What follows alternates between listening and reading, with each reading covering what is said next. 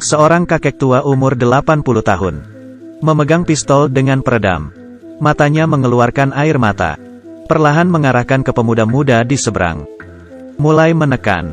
Dan membuat anak muda, pria diakhiri. Kebencian seperti apa? Buat kakek tua 80 tahun ini. Ke anak muda, melakukan hal seperti ini. Saya akan mulai dari awal. Beberapa hari lalu, cucu dari kakek jalan-jalan. Ia adalah seorang gadis muda cantik. Tubuhnya bagus. Penampilan rapi. Tapi ia tidak tahu. Ada 3 orang pria, terus menatapnya. Untuk membohongi gadis, keduanya mendekat. Bilang sedang merayakan ultah teman. Mengajaknya ikut merayakan. Awalnya gadis menolak. Tapi mereka memohon. Akhirnya ia mau. Sampai di dalam, menyambutnya. Mereka memberikannya minum. Memasukkan obat ke minuman. Dengan cepat kepala gadis itu pusing. Ia sadar ada sesuatu yang salah. Ingin pergi, tapi dihadang oleh ketiganya. Mereka mulai menyentuh gadis. Dengan kekerasan. Mendorong gadis ke ranjang. Ia berusaha menyerang tapi dipukul.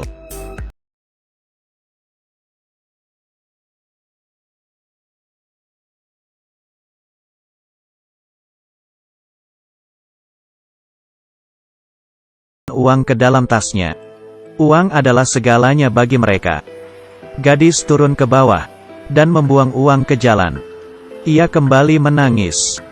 Kakek mendengar tangisannya, dan melihat, di kaki cucunya ada darah dan luka. Ia tahu masalah cucunya. Ia memeluk cucu dan menangis. Cucunya tumbuh besar bersamanya. Ia tidak akan melepaskan ketiga orang itu. Ia menenangkan cucunya dulu. Bergegas keluar dari rumah. Memanggil tetangganya yang seorang polisi. Nama tetangganya Yefu. Kakek menangis. Beritahu masalahnya. Yefu langsung berlari ke depan rumah. Dan menangkap ketiganya. Untuk mengaku bersalah. Saat mereka ingin dibawa ke kantor polisi. Kepala polisi datang. Mendengar kasus itu. Ternyata dari ketiga itu, salah satu anaknya. Walaupun Yefu tegak, tapi ia adalah kepala kepolisian. Setelah ketiganya dibawa ke kantor polisi, mereka pun dibebaskan.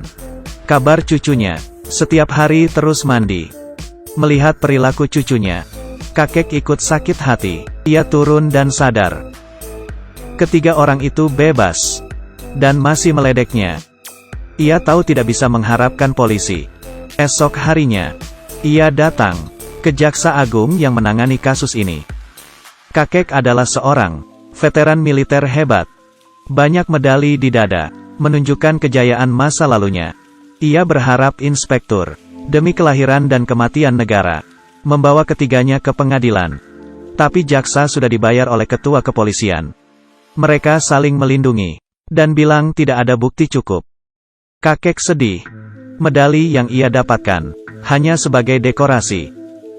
Demi mendapat keadilan untuk cucunya, hanya bisa bergantung diri sendiri. Ia menjual rumah lamanya, dan membeli sebuah senjata. Dan kakek menatap, gerak-gerik ketiganya. Tahu setiap hari Rabu, di waktu yang sama, datang ke tempat di mana cucunya disiksa. Di hari Rabu, kakek melihat orang di depan bermain. Saat melihat ketiganya datang, ia diam-diam pergi. Lari ke kamar seberang. Bersiap-siap keluar senjata. Menempatkan arah. Untuk menembak mereka. Ia hanya perlu menggerakkan jarinya. Ketiganya akan mati. Tapi ia tidak ingin mereka mati dengan mudah. Salah satunya. Ia melihat ada botol bir sedang dibuka. Ia mengambil kesempatan. Mengarahkan ke botol bawah. Dan menembak. Bukan hanya kebetulan. Memecahkan botol bir. Tapi juga melukai pria itu. Yang lainnya ingin kabur. Kakek bersiap menembak tangki mobil. Mobil langsung meledak. Walaupun pria tidak mati, tapi seluruh tubuhnya terbakar. Dibakar dengan sadis. Sesuai rencana, ia hidup dengan kesakitan. Setelah selesai, ia mengambil senjata. Dan mengambil peluru di lantai. Lekas pergi. Dengan cepat, kepala kepolisian datang mengecek. Kejadian ini pasti sengaja. Ia yakin, pasti ulah kakek gadis itu. Ia memperingati, Anaknya mengumpat. Tapi anaknya takut keluar. Panik sepanjang hari. Polisi mulai mengecek kakek. Ia juga memperingati, kalau menyentuh anaknya, ia akan dimasukkan ke penjara. Kakek berkata dengan pelan, "Sudah terjadi. Kamu bisa berbuat apa?" Ketua kepolisian marah setelah dengar. Ia takut anaknya terjadi apa-apa. Buru-buru pulang, terus ketuk pintu. Tapi di dalam tidak ada suara. Ia segera ingin menembak kunci pintu. Tapi tubuhnya tertembak. Ternyata anaknya di dalam ketakutan. Ia pikir kakek tua itu datang. Ternyata ketua kepolisian mati ditembak anaknya. Anaknya menjadi orang gila. Tampaknya kejahatannya terbalaskan. Hari itu kakek dengar suara yang sudah lama ia tidak dengar. Cucunya menyanyikan sebuah lagu, membuat kakeknya sedih. Ia tidak mengerti, pernah mempertahankan nyawanya untuk negara IBI. Apa yang terjadi sekarang?